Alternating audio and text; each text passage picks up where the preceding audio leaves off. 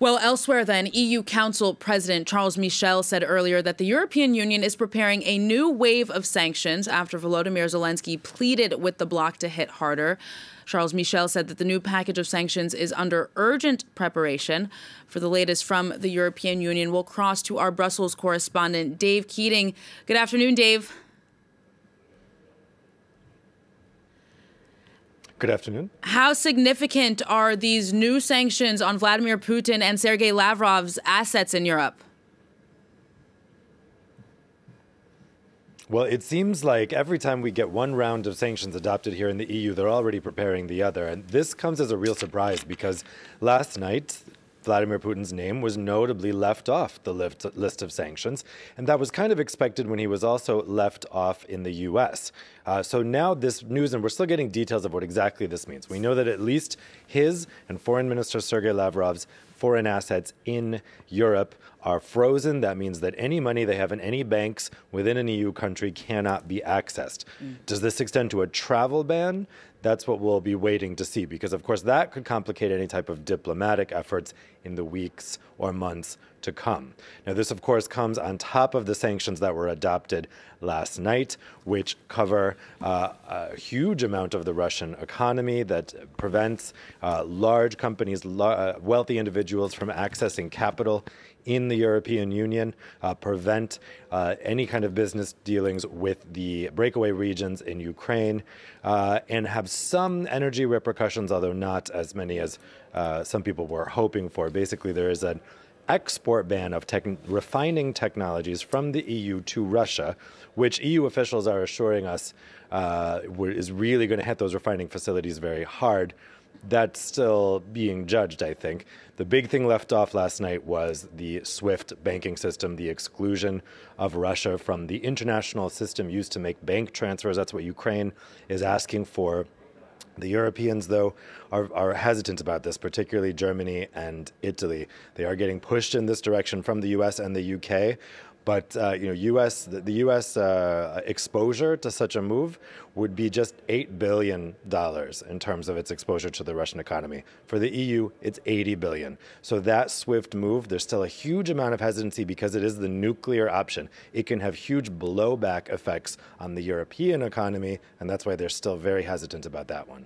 In terms of other economic measures, Dave, yesterday there was some concerns earlier in the day that the different members, Italy and Germany, had different concerns about the various sanction options, which had prevented them from coming together and uniting on a package. Are there any major disagreements that remain other than the SWIFT banking situation that you just mentioned there? Is there anything else that the members are having difficulty coming to agreement on?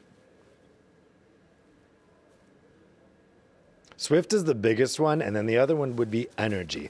So as I mentioned, they have this refining technology export ban, but that's really as far as they've gone in terms of energy. Would they think about actually banning trade in energy or somehow affecting all of those oil and gas profits that Putin's government and the Russian oligarchs make so much money from? They're really hesitant. And of course, the countries more exposed to dependency on Russian energy are more hesitant about this. So it is no surprise that it's Germany and Italy. Not only are they traditionally the less hawkish EU members, but also they are very exposed in terms of energy. If Putin shuts off the gas taps, Germany and Italy are really in trouble. And if the EU were to do it to itself by actually banning those gas exports or doing some kind of energy sanctions that would obviously result in Putin shutting off the taps, it could be regarded as a self-inflicted wound.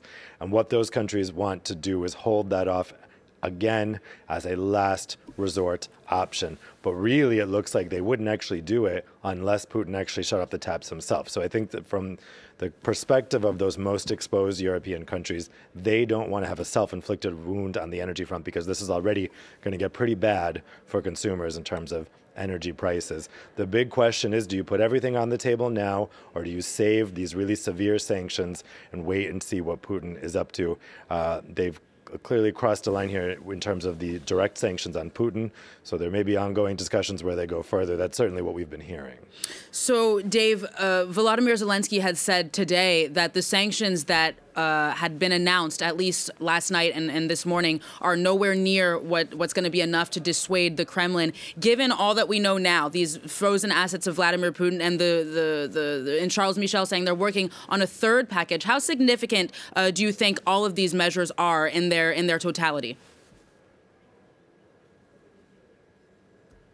Well, I think this addition of the asset ban for Vladimir Putin probably won't make any difference in terms of his calculations or his thinking. Who they really want to target with these sanctions are the oligarchs, the wealthy, the business interests in Russia, who, if they turn against Putin, that could force his hand and make him try to end this war. That being said, Putin he has accrued an enormous amount of power for himself and at Russia, and it really feels to people here in the EU that Putin is a one-man show. And so even if a high degree of sanctions, let's say swift expulsion, was put on the table, even if that was the case and it really, really hurt Russian business interests and the oligarchs, it's not even clear whether they have the power to make trouble for Vladimir Putin.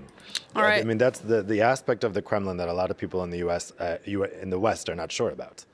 All right, Dave Keating, thank you very much. We'll keep it there for now. Dave Keating in Brussels.